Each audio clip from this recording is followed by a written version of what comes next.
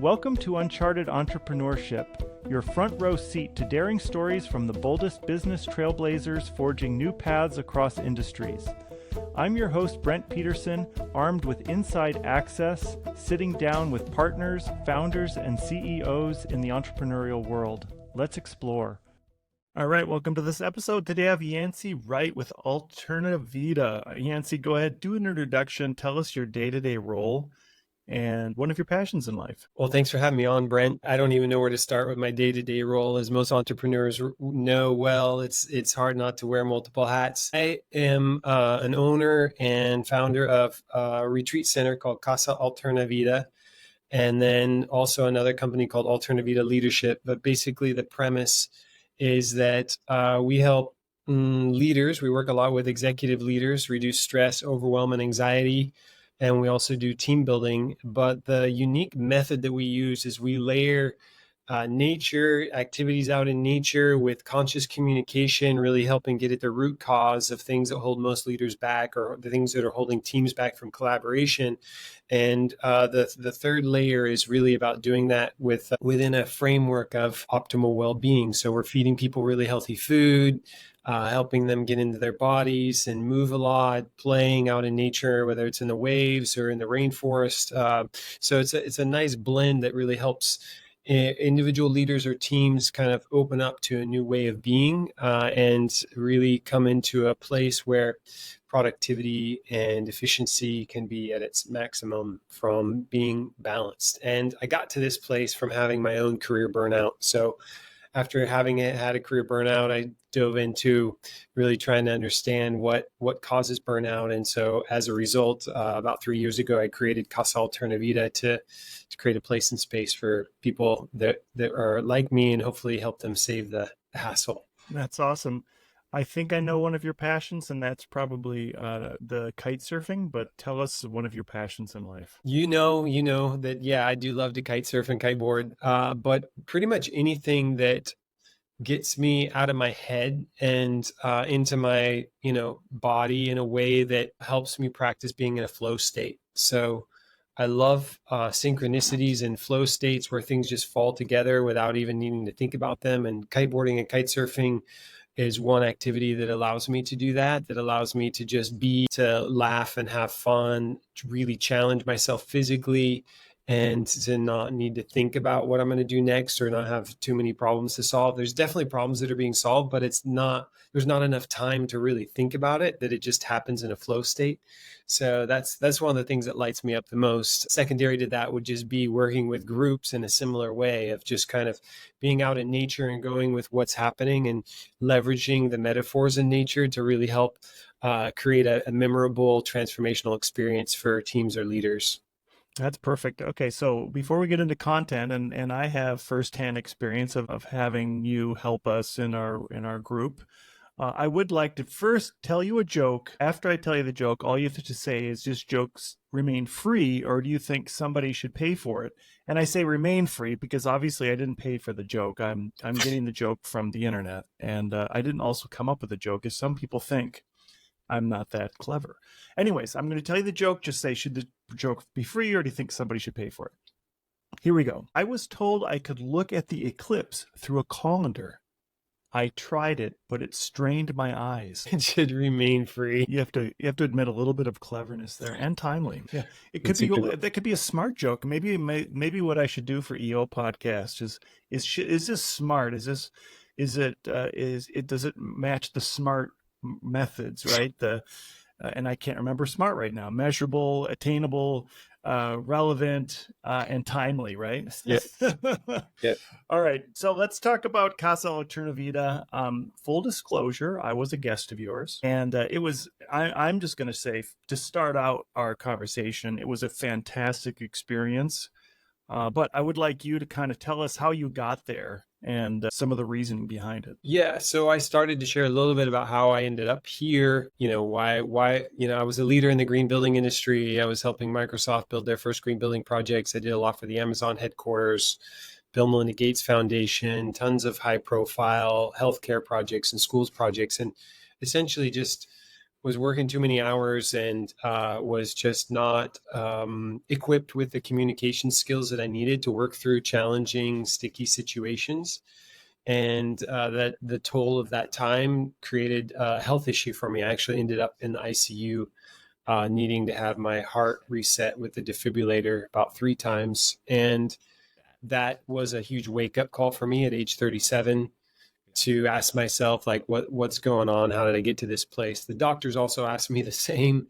She was assuming maybe I was on some heavy drugs or doing an awful lot of caffeine, which I don't do any drugs. I don't even drink caffeine. So yeah, fast forward a few years, I realized that it was really easy for me to be stuck in kind of a blaming mindset, or a mindset of a victim stance, and easy for me to get stuck in drama and recreate that drama regularly with people I was working with. And I realized that there were tools and resources, some really amazing ones from Gay and Kathleen Hendricks from the Hendricks Institute, and Diana Chapman at Conscious Leadership Group. There's some really phenomenal resources out there, from learning how to reveal versus conceal your emotions, to taking 100% responsibility, to also just understanding, like, what's mine, what's theirs, sorting those files of what I actually have control over. A lot of amazing mindset shift tools that exist, that I thought, wow, wouldn't it be great to create a place and space that that leveraged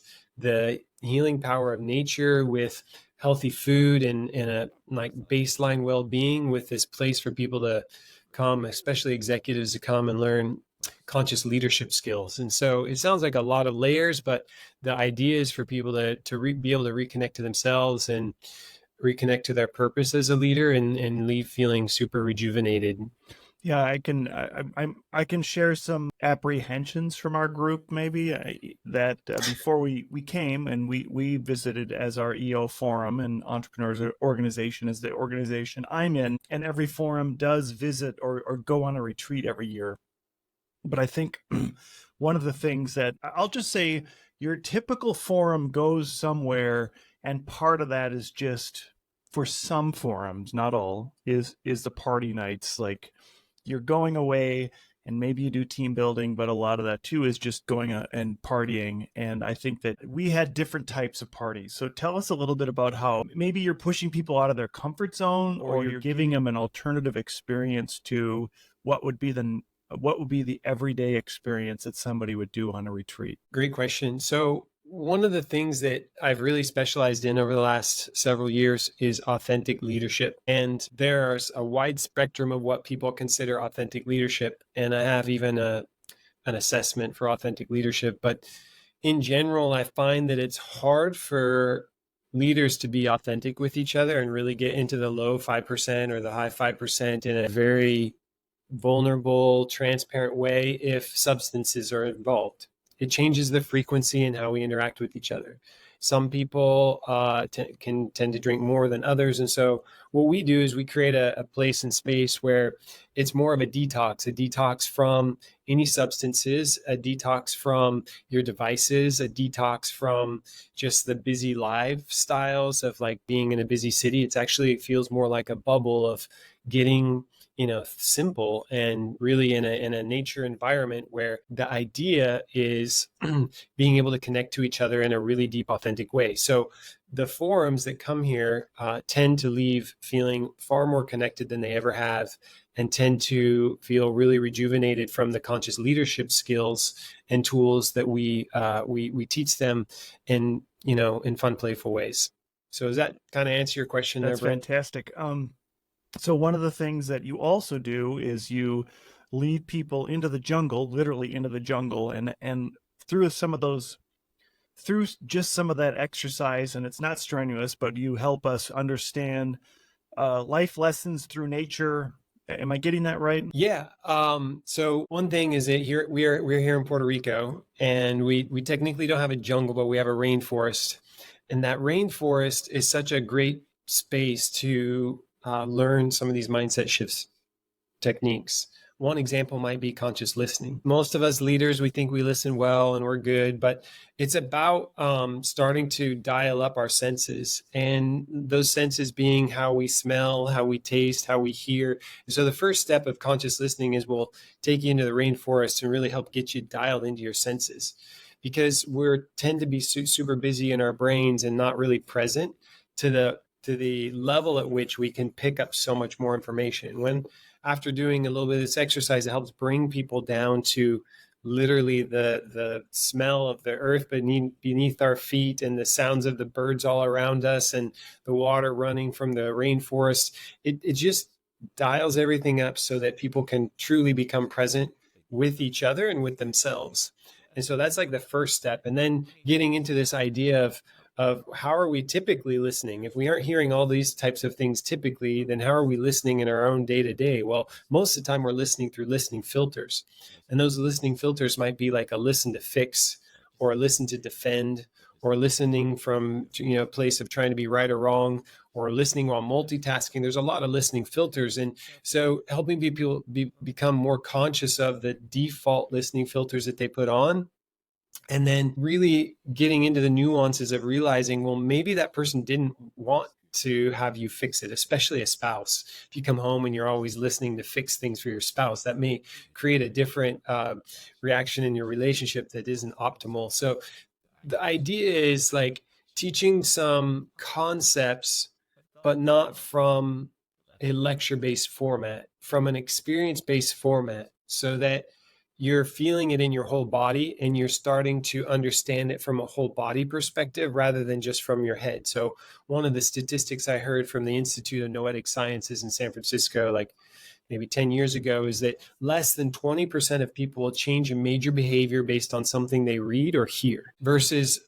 more than 80% of people will change a major behavior after a transformational experience. And so that's what we're in the business of, is creating those transformational moments for groups like EO groups or teams, or just even leadership groups, to have these moments of creating connection, creating a shared experience of learning these conscious communication skills, and then having a shared adventure that, they may be slipping through the mud and need to support each other, or they may be challenging each other to go on a rope swing for the first time, or they might be, even doing a competition of seeing who can swim from one end of the river to the other, or who can hold their breath. There's a number of different things, but our main purpose is to help people become more present and be able to translate that to when they get back to work. What does that mean? How can they listen better? How can they show up in a way that makes them an even more profound leader and see the things that they're not seeing about their own business?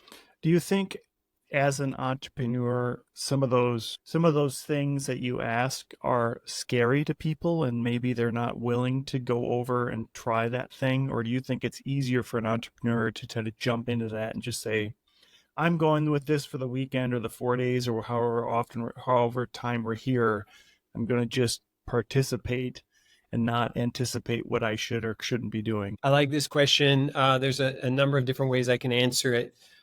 First off, I want to preface that 90 to 95% of our brain body, if we're looking as a whole system, is operating unconsciously. So if you think about that much of this amazing intelligence is operating unconsciously, then I'm sure it's going to feel uncomfortable for some people to start to see what they're not seeing about themselves. So that's first.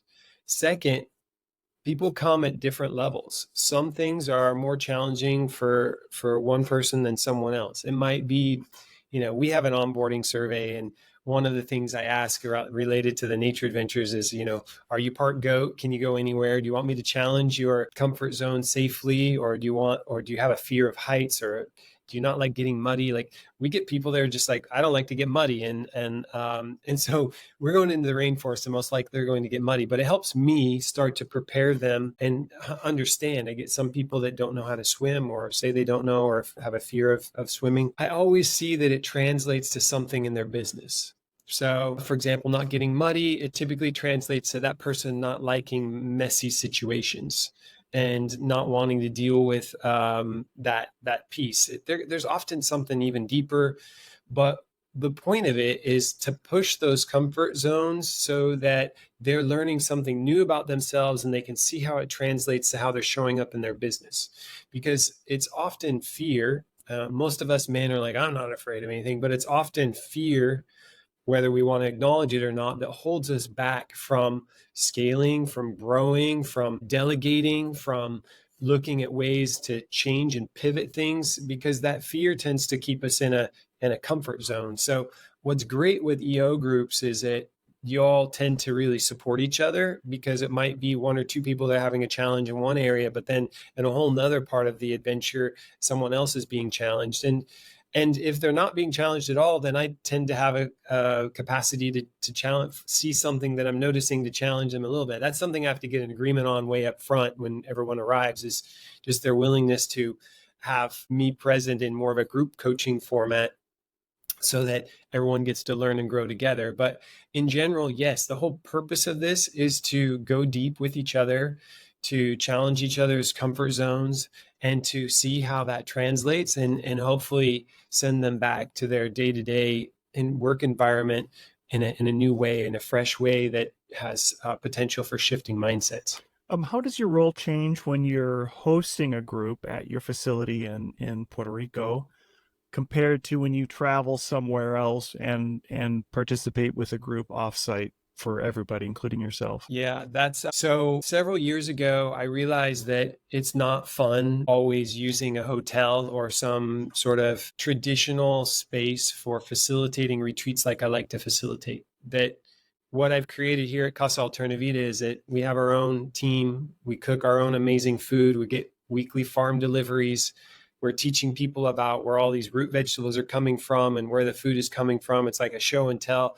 There's a whole process, a whole experience that people get to have when they're here at Casa Alternavida. So my role is different in that technically it's my team. I'm in charge. I need to make sure that we're walking our talk. We do our own team retreats every 3 months to make sure we're tight as a team. Doesn't mean we're perfect, but it's a common comment that I get from people that are here, is just how flexible and amazing our team is. When I'm not here, my role is different in that it's primarily just to facilitate and to do group coaching. I also am still trying to take people outside. The dynamics are often different. I don't have as much control over the food. I don't always have control over, we try to do everything as zero waste here. I don't always have control over that when I'm somewhere else and someone else has set up the event. And I am required to be even more flexible and quick at coming up with team building scenarios. So for example, a few weeks ago, I was in California and I had a leadership team and an executive team, and that leadership team was new and the executive team was just learning to trust the leadership team. And so I was not far from this place, a boardwalk, where they had some bicycles, but these were four-wheeled bicycles with 4 seats and 1 steering wheel.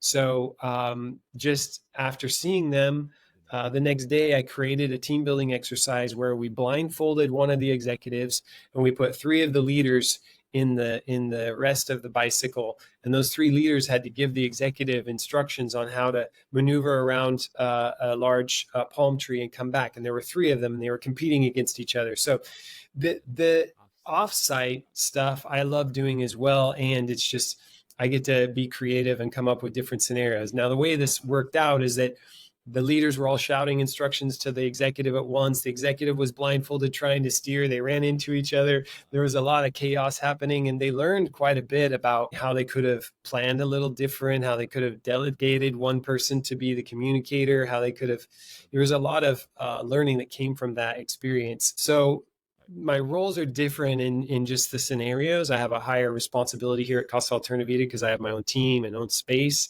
So I sort of take it personal if there's anything, if a lizard shows up in someone's room, whatever it is that happens with the space. But when I'm away, I don't really have as much control over that. And so it's just focus on facilitation and team coaching. That's awesome. So I'm holding one of your cards right now, and I want you to just help our listeners understand. I'm holding the criticism and appreciation card that you gave us.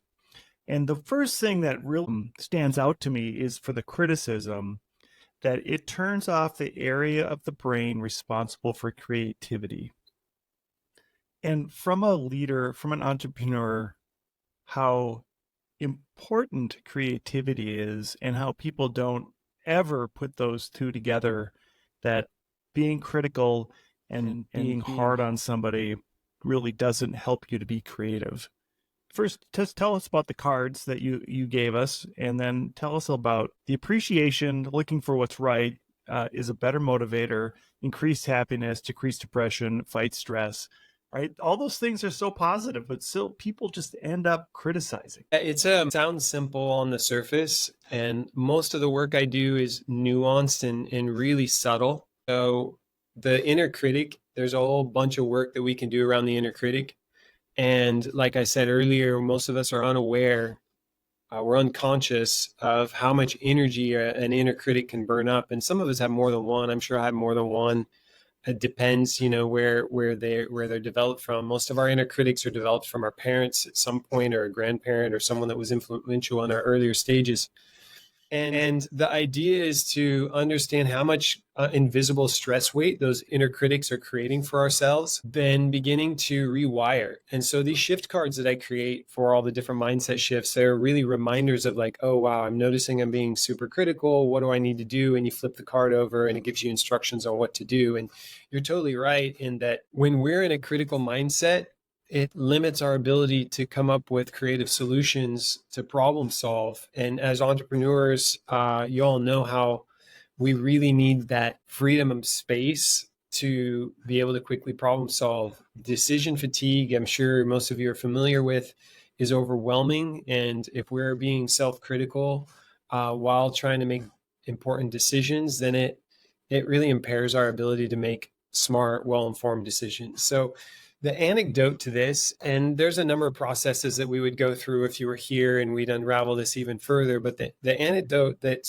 doesn't seem as intuitive is the self-appreciation. So do you remember doing the self-appreciation exercise, Brent? Absolutely. And people will be like, why do I have to appreciate myself? Why can't I just appreciate someone else? And the point is, if you're one of those people that often deflects an appreciation, sort of like says, yeah, but I could have done this, this, and this better, then it's quite likely that it's hard for you to appreciate yourself. And that is difficult because of your inner critic. And so the practice then, especially before you go to sleep at night, is if you would be willing to appreciate yourself and be witnessed by maybe your loved one or someone else before going to bed, you can enroll them in this process as well. So you're not feeling too weird. They have to appreciate themselves as well. But that if you do like 5 self-appreciations a night for a while and just kind of get in the habit of doing that, then it starts to rewire that part of the brain that's so focused on looking at all the things that are wrong. And then over time, you'll start to notice it's easier for you to appreciate others. But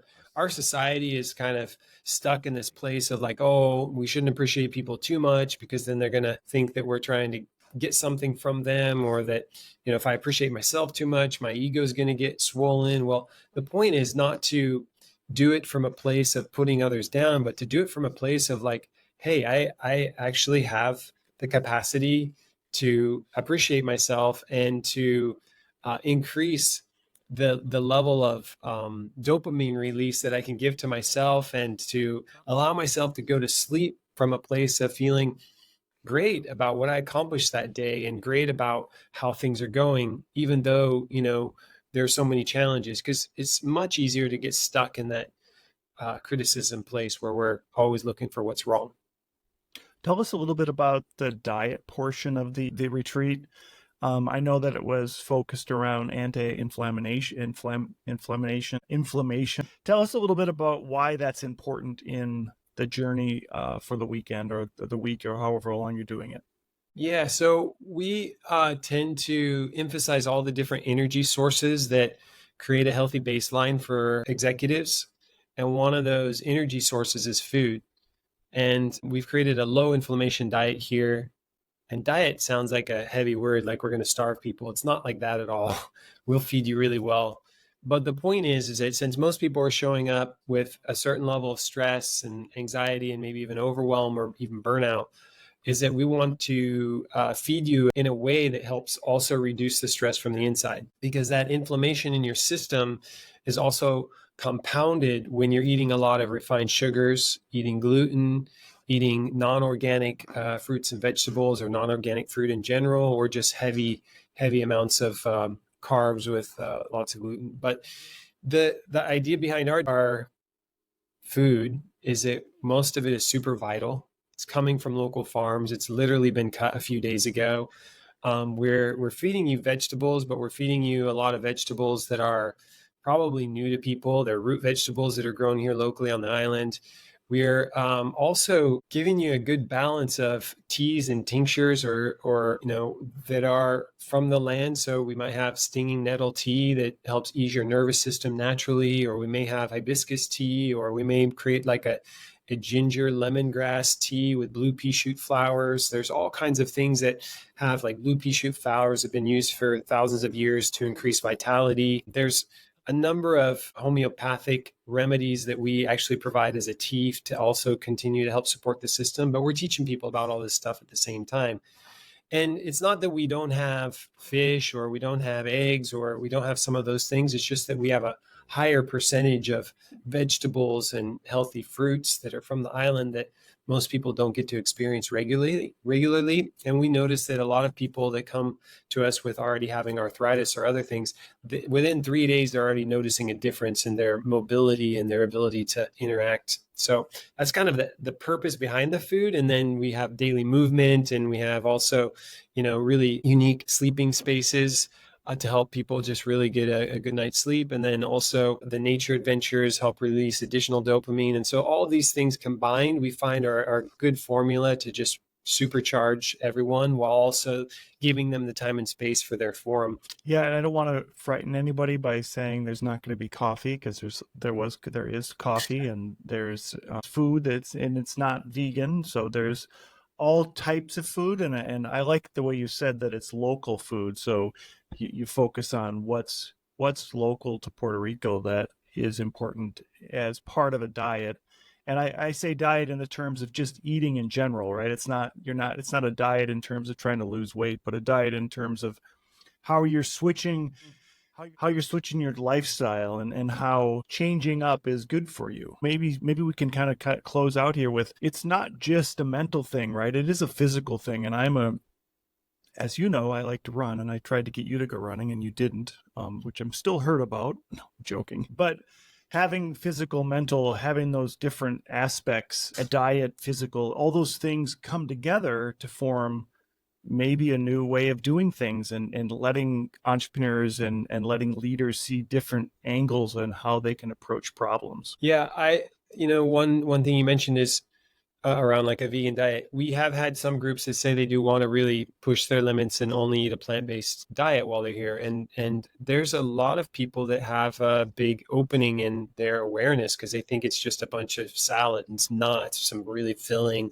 amazing options. But looking at the ways in which something as simple as a diet can translate into habits that support your productivity as an entrepreneur. One example comes back to that self-appreciation. Like, how often are you just throwing something in your mouth and running out the door and just kind of not even paying attention, versus giving yourself 5 minutes to actually make something that looks a little bit beautiful and putting that positive vibration energy into yourself, and like actually stopping enough to breathe while you eat. Not always something that entrepreneurs do, because they're typically running and they're already in their heads about all the things they've got to sort out, and so they don't even give themselves a chance to be present and eat. And so some folks that have ulcers and other things, it's often because of that disassociation with how we feed ourselves and the time we give ourselves to fully digest things and the types of foods we're putting into our system. Like, how many of you out there put, say, for example, premium gasoline in your newer vehicles? Well, most newer vehicles need it to perform better. It's similar for us. No, I'm not recommending you put gasoline in your body, but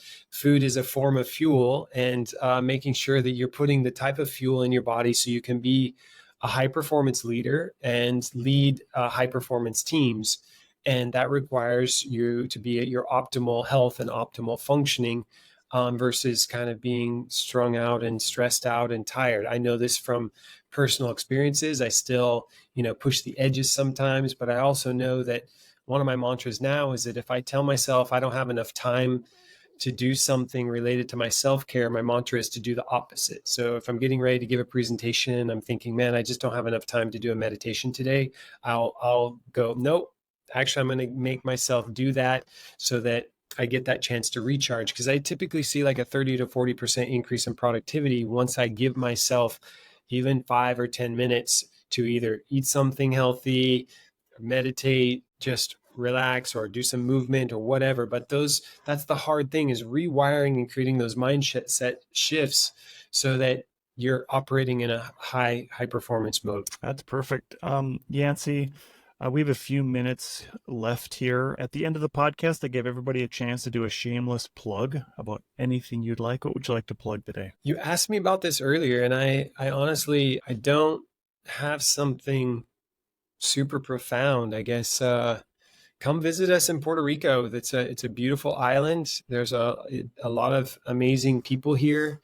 And especially if you're in a winter place like you are, Brent, in Minnesota, it's probably helpful to get away and get a break. If you're curious about an EO retreat, then, clearly you can give me a call. Or if your team is looking for something that is unique and different and you want to work through some challenges and leave on the other end feeling a lot more connected as a team and more efficient, then that's stuff that we love to help people with.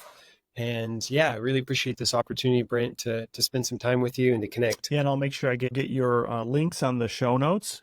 And I would encourage any EO forum to reach out to Yancey, to go to the website, Casa Alternavida. And again, we'll put that on as and the links to reach out and explore what can you do for your next retreat. And I can say from our own personal forum, and this is not forum confidential, we all had a great time, and we were all very impressed by the experience we had, by the amount of attention we had as a group, by the living. Our rooms were fantastic. It was great. There was so much to do. There was never time where we're just like, what are we doing here? There was time to relax, time to do stuff. And every day, I like that what you did. We went to the beach every day, which is such a treat for so many people. Thank you, Brent. And have a great day. Uncharted Entrepreneurship is a production of Content Basis LLC. Copyright 2023. You can find more award-winning content at contentbasis.io.